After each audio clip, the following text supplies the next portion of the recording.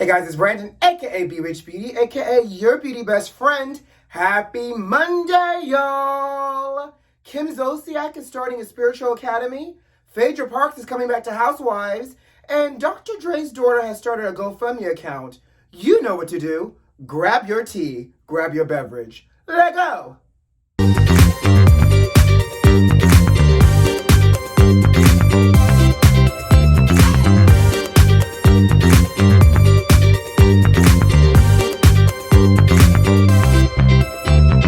Hey, beauty besties! Happy Monday, sugar! But most importantly, did you have a good weekend? Did you do anything good? I got a chance to see some friends that came into town this weekend, and an old college friend as well came through last week. So last week and the weekend was really good to me. You know, it's the gift and the curse of living where you vacation, honey. Somebody's always in town, but I love good friendships, solid friendships, because you pour into each other, and I walk away from my friends with my cup runneth over, and that's what I love. So I did a little brunch and a little cocktail, a little eating, a little everything this weekend with my friends. But beauty besties, can we talk? Because I got a lot to say. You know, it's the start of a new week, and I had a couple of things in my mind I want to share with y'all. First of all, join Jeremy McShann and I at 5:30 p.m. Eastern Standard Time today, August 16th, as we debrief reality TV, right? Love and Marriage Huntsville, Real Housewives of Potomac, all that great jazz, live on my YouTube channel. Second of all, I'm going to Atlanta this week, y'all. You know, I've been doing a lot of traveling, right?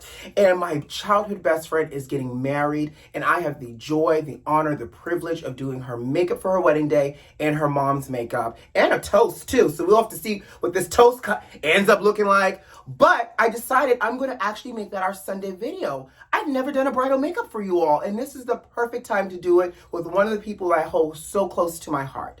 That's the first two pieces of business. Third piece, I thought about it. You know, I wonder, would you guys be interested in seeing a vlog for me, like the inside, behind the scenes of my life, me traveling, me at home, working, preparing, all the things, the joys of just being out in the world? Are you open to a vlog? Should I start vlogging more? Because I've been recording random clips of just being out and about, not knowing what I want to do with it. But let me know if you're interested in seeing a vlog from your beauty best friend, honey, and we take you out in these streets. So that's what I had on my heart. That's what I wanted to share. But let's jump into the first topic. Child, the news report is reporting that authorities seized thousands of fake CDC vaccination cards as it was making its way from Memphis down to New Orleans. Baby, that's what we doing? Fake vaccination cards these days? Okay, but get this, that the authorities are saying that every night they are seizing thousands of these fake cards as it's coming from China and making its way down to New Orleans. Child, what's going on in New Orleans that we didn't know about? Besides the red dress run that happened this weekend, which I really thought it was canceled. I really want to do the red dress run some point, and I guess I'm going to have to add it to my list for next year. But apparently, thousands and thousands of cards are making its way from China with a destination of New Orleans, and the authorities are snatching them up. Now, you're probably thinking, well, how do they know these cards were fake? Well, they're saying that, one, it's not coming from the proper shipping channels like medical facilities and the CDC. And two, they're saying that there's misspelled words on the cards. There are unfinished words on the card. And you know, on the back of the card is in Spanish as well. And they're saying that the Spanish verbiage has all types of misspelled words too, child. Baby, not the misspelled words and the typos. But, you know, I can't help but think, is this slightly like the equivalent of buying like a Louis Vuitton bag on the black market, like a replica or a counterfeit? Because you know sometimes when the LV is slightly off and it can't go to the Louis Vuitton store, so they send it to the black market and it comes from China and all those other places. Is that what we're doing now with the counterfeit cards? If the counterfeit card comes out a bad batch, we're just sending it off to the black market? I don't know, but I couldn't help but think that. And where does one even go to attempt to buy a counterfeit card? Not that I'm asking for myself because I'm vaccinated and I got the real card. But is it like you go into the counterfeit store and the cards are sitting right next to like the replica of the Prada wallets? And if you buy more than like 2 counterfeit cards, are you able to like negotiate the price the way you can do with the purses and the bags, allegedly? And on top of that, does the card say made in China in like the lower left-hand corner on the bottom underneath the misspelled words? I can't help but think all these thoughts. Now, for all of y'all that may be curious, that's not vaccinated, but maybe wanting to entertain a dance around with the thought of getting a counterfeit vaccination card, don't do it. It's illegal. And if you don't believe it's illegal, Guess what? This father and this son just got arrested in Hawaii because they traveled to Hawaii on vacation on a fake vaccination card.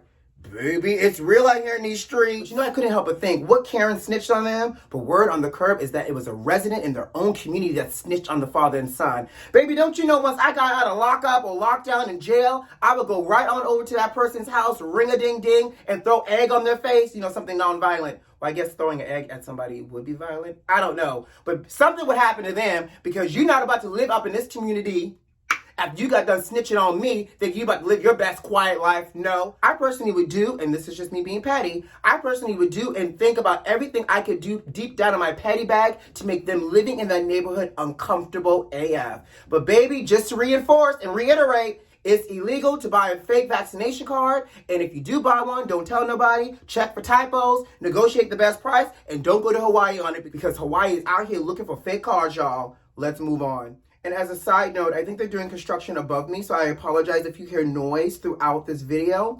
But baby, Kim Zolciak is out here scamming the kids. I mean, helping people raise their vibrations and manifest their best life. Okay. The former Don't Be Tardy star, because you know her show on Bravo just got canceled after I think like 8 years, is out of one job, child, and says she is working on trying to manifest herself another one. Well, Kim announced on her Instagram page she was starting a spiritual academy where she's charging the kids $77 a month for an exclusive all-member community. What in the Gandhi are you doing over there, Kim Zolciak? Because I need to know what you charging these kids $77 for per month, one, and what comes with this $77 per month. Because you're literally about to have people pay you $77 a month to live their best life? Okay. So Kim says she's not doing this alone, but she's partnering with this woman named Nicole Ziola, who on Nicole's website says she helps to guide people and help them transform their lives.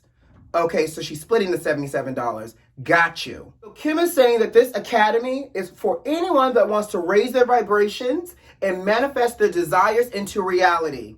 All right, that's the tagline. Now, Kim, for $77 a month, raising my vibrations and manifesting my desires into reality means I desire to come home to a house every day that I don't have to clean myself. I desire to have a new car in this driveway right now, more money in my bank account, a marriage, not somebody's child, but who, if I wanted somebody's child, not somebody's child, like my own child, but y'all know what I mean. Like manifesting for $77 a month and raising my vibrations, but it attracts everything that my heart desires all at once, girl, because you out here literally scamming these people out of $77 a month. She says, who needs OnlyFans when I can start me a spiritual academy? AKA, sounds like a cult to me, but I digress. But you know what?